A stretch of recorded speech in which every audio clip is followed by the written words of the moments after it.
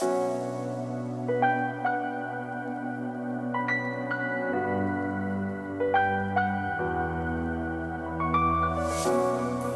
up everyone, this is Donnie aka Elevated with another video here on behalf of Dota Alchemy.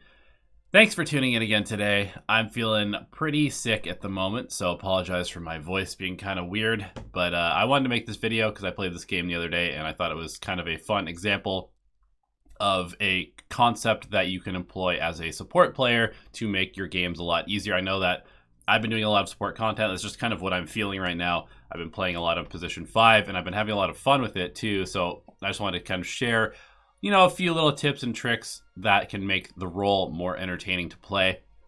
And so I'm going to kind of call this video, How to Make Your Carry Love You by Being Annoying to the Other Team. And so we're just going to go ahead and look at that. So I'm playing Keeper of the Light here. This is a hero that I've been playing a lot recently. And we are against a Bristleback. I was a first pick Keeper of the Light, so I didn't have any control over, the rest of the draft. I wasn't counterpicking anything. I just grabbed Keeper of the Light with first pick, and we head to the Bounty Rune.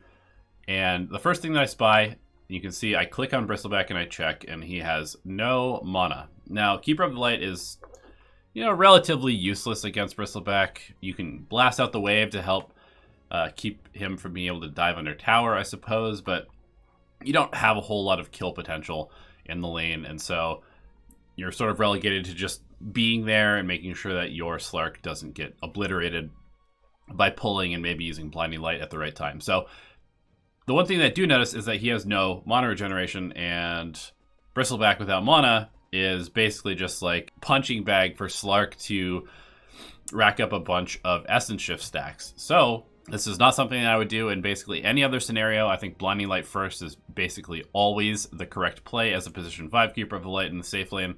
However, I see Bristleback and I say, you know what? Let's go ahead and get Mana Leak first, because if he's going to contest these Bounty Runes, we can drain him of all of his mana before the lane even starts, and then he won't be able to do anything. So I use Mana Leak first, and it's not really that strong of a spell in terms of getting rid of their mana, because it's their current mana, so it gets worse as you use it on them more, but it also costs 0 mana for you, so you can just go ahead and use it, and it still provides you a bit of usefulness, being able to maybe give your Slark a second pounce or Dark Pact early on in the lane.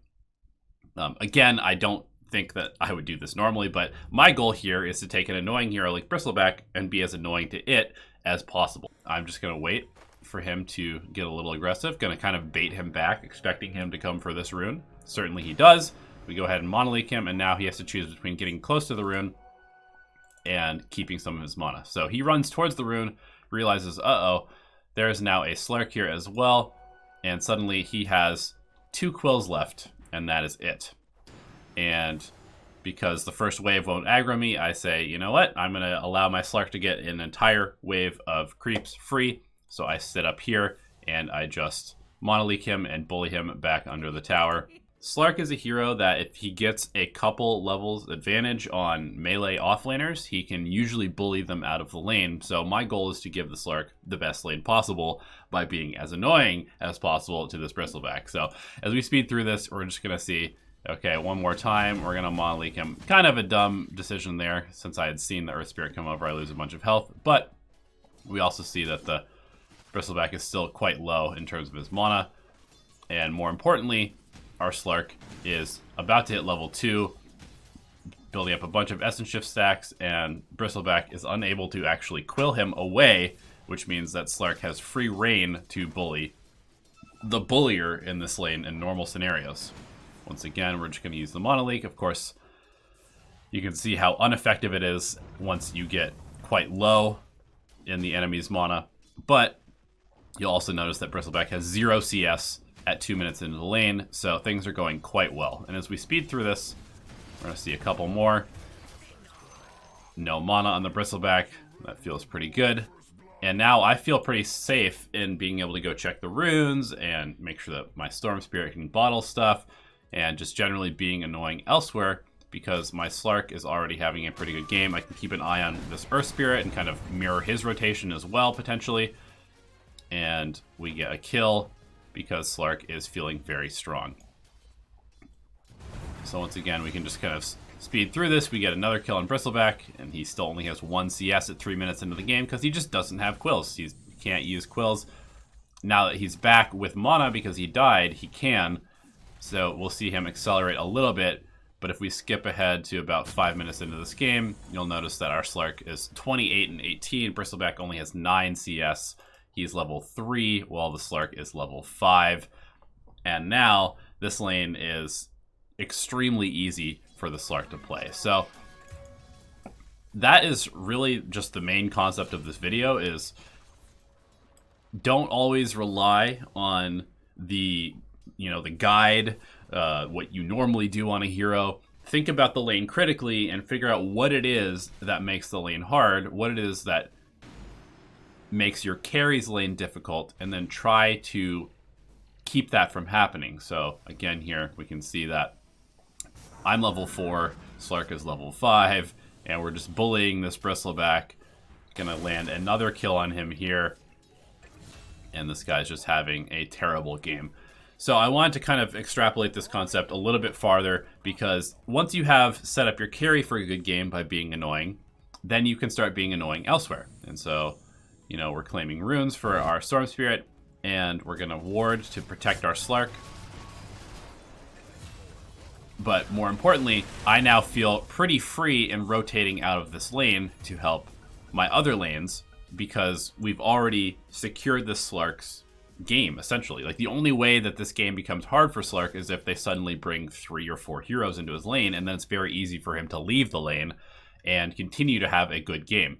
And because we feel very comfortable leaving the Slark alone now, we have the freedom to do stuff like this. We go scout the power runes. We see it's an invis, which we'll leave for our Storm Spirit, and then we can even look top and start potentially bringing some influence to this top lane as well, like saving our Pudge here with a well-timed Blinding Light, and potentially even turning to get some kills, since we now have 3 heroes here against 2, and we're bringing another hero to a lane that's already pretty strong and has been harassing this Void pretty heavily thus far.